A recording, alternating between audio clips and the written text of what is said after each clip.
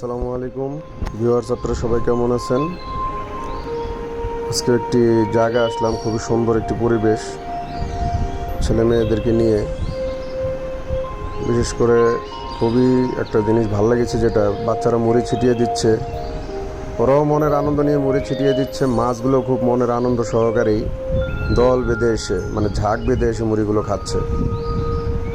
তাদের ভয় নেই, মনে হয় যেন জায়গাটা মাছের জন্য অভয়ারণ্য। কারণ এখানে কেউ ধরবে বা জাল মারবে ওরকম কোনো সিস্টেম নেই, যার কারণে যে মুড়ি দিচ্ছে, কেউ বিস্কুট দিচ্ছে, মাছগুলো মনের আনন্দে খেয়েই চলছে।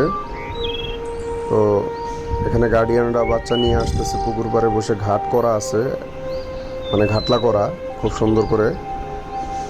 বাচ্চাদেরকে কোলে নিয়েই রাখছে, সেফটি আছে এখানে, কারণ বাচ্চা ছাড়া যাবে না।